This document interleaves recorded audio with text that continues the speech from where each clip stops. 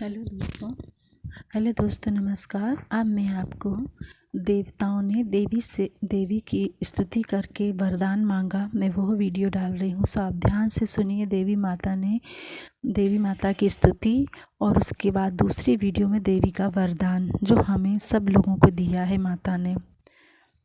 सो ध्यान से सुनिए। देवता बोले मेधा मुनि, देवता बोले मेधा सरस्वती वरा श्रेष्ठता भूति ऐश्वर्य रूपा भ्रमरी भूरे रंग की अथवा पार्वती तामसी महाकाली नियता संयम परायण तथा ईशा सबकी अधीश्वरी रूपणी नारायणी तुम्हें नमस्कार है। सर्व स्वरूपा सर्वेश्वरी तथा सब प्रकार की शक्तियों से संपन्न दिव्य रूपा दुर्गे देवी सब भयों से हमारी रक्षा करो तुम्हें नमस्कार है। कात्यायनी है 3 लोचनों से विभूषित तुम्हारा सौम्य मुख सब प्रकार के भयों से हमारी रक्षा करे तुम्हें नमस्कार है। भद्रकाली ज्वालाओं के कारण विकराल प्रतीत होने वाला अत्यंत भयंकर और समस्त असुरों का संहार करने वाला तुम्हारा त्रिशूल भय से हमें बचाए तुम्हें नमस्कार है। देवी जो अपनी ध्वनि से संपूर्ण जगत को व्याप्त करके दैत्यों के तेज नष्ट किए देता है, वह तुम्हारा घंटा हम लोगों की पापों से उसी प्रकार रक्षा करे जैसे माता अपने पुत्रों की बुरे कर्मों से रक्षा करती है। चंडी के तुम्हारे हाथों में सुशोभित खड्ग जो असुरों के रक्त और चर्बी से सना हुआ है, वह हमारा मंगल करे। हम तुम्हें नमस्कार करते हैं देवी, तुम प्रसन्न होने पर सब रोगों का नष्ट कर देती हो और कुपित होने पर मनोवांछित सभी कामनाओं का नाश कर देती हो।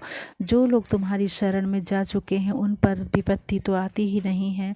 तुम्हारी शरण में आए हुए मनुष्य दूसरों को शरण देने वाले हो जाते हैं। देवी अंबिके, तुमने अपने स्वरूप को अनेक भागों में विभक्त करके नाना प्रकार के रूपों से जो इस समय इन धर्मद्रोही दैत्यों का संहार किया है, वह सब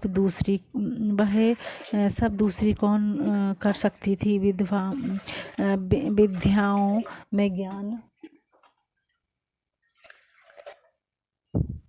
विद्याओं में ज्ञान को प्रकाशित करने वाले शास्त्रों में तथा आदि वाक्यों वेदों में तुम्हारे अलावा और किसका वर्णन है तथा तुमको छोड़कर कौन दूसरी ऐसी है जो इस विश्व को अज्ञानमय घोर अंधकार से परिपूर्ण ममता रूपी गड्ढे में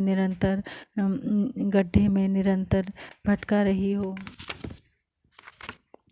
जहाँ राक्षस, जहाँ भयंकर विष वाले सर्प, जहाँ शत्रु, जहाँ लुटेरों की सेना और जहाँ दावानल हो वहाँ तथा समुद्र के बीच में भी साथ रहकर तुम विश्व की रक्षा करती हो। विदेश्वरी, तुम विश्व का पालन करती हो, विश्व स्वरूपा हो, इसलिए संपूर्ण विश्व को धारण करती हो। तुम भगवान विश्वनाथ की भी वंदनीय हो। जो लोग भक्तिपूर्वक तुम्हारे सामने मस्तक झुकाते हैं वे संपूर्ण विश्व को आश्रय देने वाले होते हैं। देवी प्रसन्न हो, जैसे इस समय असुरों का वध करके तुमने शीघ्र ही हमारी रक्षा की है, उसी प्रकार सदा हमें शत्रुओं से भय से बचाओ। संपूर्ण जगत का पाप नष्ट कर दो और उत्पात एवं पापों के फलस्वरूप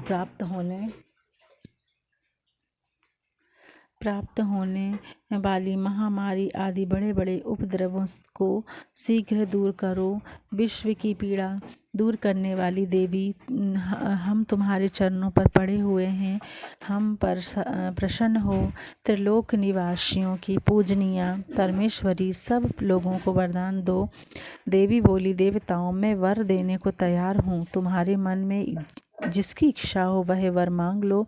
संसार के लिए उस उपकारक वर को मैं अवश्य दूंगी। देवता बोले सर्वेश्वरी, तुम इसी प्रकार तीनों लोगों की समस्त बाधाओं को शांत करो और हमारे शत्रुओं का नाश करती रहो। देवी बोली देवताओं, देवस्वत मनवंतर के 28वें युग में शुंभ और निशुंभ नाम के 2 अन्य महादैत्य उत्पन्न होंगे। तब मैं नंद गोप के घर में उनकी पत्नी यशोदा के गर्भ से अवतीर्ण हो विंध्याचल में जाकर रहूंगी और उक्त दोनों असुरों का नाश करूंगी। फिर अत्यंत भयंकर रूप से पृथ्वी पर अवतार लेकर मैं वे प्रचित नाम वाले दानवों का वध करूंगी। उन भयंकर महादैत्यों को भक्षण करते समय मेरे दांत अनार के फूल की भांति लाल हो जाएंगे। तब स्वर्ग में देवता और मृत्यु लोक में मनुष्य सदा मेरी स्तुति करते हुए मुझे रक्तदंती का कहेंगे। फिर जब पृथ्वी पर 100 वर्ष के लिए वर्षा रुक जाएगी और पानी का अभाव हो जाएगा, उस समय मुनियों के स्तवन करने पर मैं पृथ्वी पर अयोनिजा रूप में प्रकट होंगी और 100 नेत्रों से मुनियों को देखूंगी।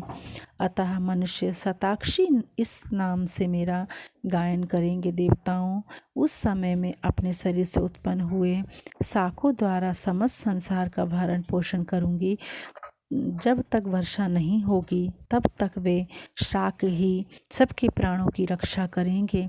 ऐसा करने के कारण पृथ्वी पर शाकांभरी के नाम से मेरी ख्याति होगी। उसी अवतार में मैं दुर्गम नामक महादैत्य का वध भी करूंगी। इससे मेरा नाम दुर्गा देवी के रूप में प्रसिद्ध होगा। फिर जब मैं भीम रूप धारण करके मुनियों की रक्षा के लिए हिमालय पर रहने वाले राक्षसों का भक्षण करूंगी, उस समय सब मुनि भक्ति से नतमस्तक होकर मेरी स्तुति करेंगे। तब मेरा नाम भीमा देवी के रूप में विख्यात होगा। जब अरुण नामक दैत्य तीनों लोगों में भारी उपद्रव मचाएगा, तब मैं तीनों लोगों का हित करने के लिए 6 पैरों वाले असंख्य भ्रमरी का रूप धारण करके उस महादैत्य का वध करूंगी। उस समय सब लोग भ्रमरी के नाम से चारों ओर मेरी स्तुति करेंगे। इस प्रकार जब जब संसार में दानवों के द्वारा बाधा उपस्थित होगी, तब तब अवतार लेकर मैं शत्रुओं का नाश करूंगी। इस प्रकार देवी स्तुति नामक यह अध्याय खत्म हुआ। देवताओं द्वारा देव की स्तुति हुई थी। इसमें पसंद आए तो सब्सक्राइब करिए। धन्यवाद।